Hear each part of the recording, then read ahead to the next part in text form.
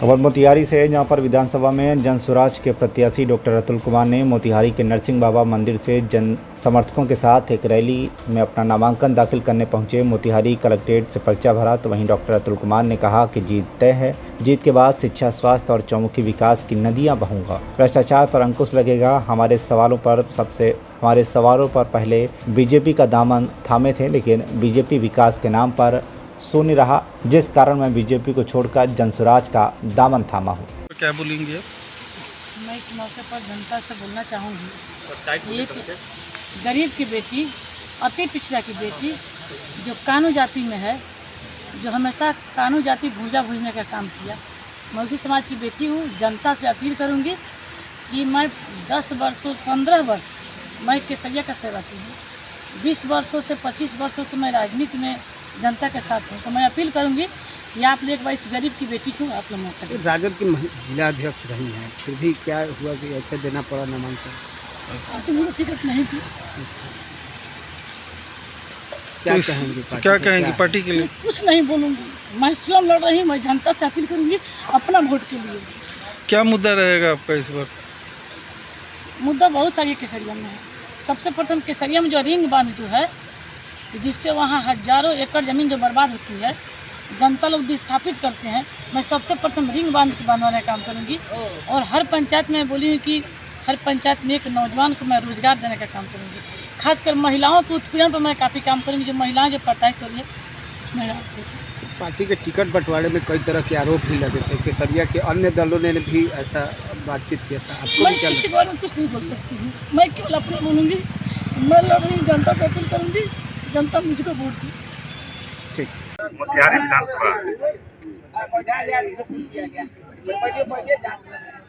आज नॉमिनेशन कर रहे हैं पहले बीजेपी में, क्या कारण हुआ कि बीजेपी छोड़कर आज जनसुराज में? व्यवस्था परिवर्तन करना है। अब जन स्वराज का ये है कि व्यवस्था बदलो, तो हम लोग व्यवस्था परिवर्तन में लगे हैं और व्यवस्था परिवर्तन के लिए ही जन स्वराज का दामन थामा है। प्रशांत किशोर जी से प्रभावित हुए और अब जो है सिस्टम में बदलाव की तरफ हम लोग आगे बढ़ेंगे। सरकार बनेगी, व्यवस्था बदलेगी। किससे आपकी पूर्वी चंपारण में किससे आपकी लड़ाई? हमारी लड़ाई तो सबों से है और किसी से भी नहीं है। हम तो समरस समाज के और व्यवस्था परिवर्तन की बात कर रहे हैं। बिहार को विकसित बनाने का संकल्प लिए हुए हैं। अपने मोतिहारी विधानसभा में भी एक ऊर्जावान, चरित्रवान और दागविहीन चेहरा चाहिए था। हमको लगता है कि मोतिहारी की जनता विश्वास जताएगी। सबसे आग्रह है कि आप छवि देखें, कैंडिडेट के रूप को सहारे, पार्टी के सिद्धांत और कार्यकलाप को देखें और अपने हृदय पर हाथ रख के फिर सोच के और वोट मतदान कर दें। मुझे लगता है कि आपकी उंगलियां जनसुराज के लिए ही जाएंगी। स्कूल बैग पर ही आपकी उंगलियां जाके प्रेस करेंगी। किस मुद्दा को लेकर जनता के पास गई? अभी बताया, व्यवस्था परिवर्तन करना है, शिक्षा में उन्नति करना है, कौशलपूर्ण शिक्षा देना है जो गुणवत्तापूर्ण हो। और उससे जो है, जब कौशलपूर्ण अगर शिक्षा होगी तो बेरोजगारी की समस्या दूर होगी, हमारे बच्चे कम्पीट करेंगे, हमारे बच्चे लायक बनेंगे, पलायन रुकेगा और नया बिहार का करप्शन विहीन बिहार का निर्माण का वादा है। उसमें संगठित होकर प्रयास करेंगे, जनता का विश्वास लेंगे और जनता के साथ आंदोलन के रूप में विकसित बिहार बनाने का संकल्प लेंगे। अगर आप जीत जा रहे हैं, आप डॉक्टर हैं, क्या स्वास्थ्य विभाग पर ध्यान नजर रहेगी?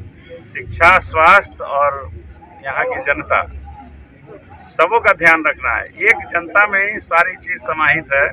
सबको शिक्षा की जरूरत है, सबको स्वास्थ्य की जरूरत है, सबको रोटी कपड़ा मकान की जरूरत है, सबको न्याय की जरूरत है, सबको प्रशासन में अपना सही ढंग से काम करा के, बिना रिश्वत के काम करा के और प्रशासन का इकबाल कायम करना है। भयविहीन समाज की स्थापना करनी है और विकसित बिहार बनाना है। मोतिहारी से अमित रंजन की रिपोर्ट, केंद्र टीवी।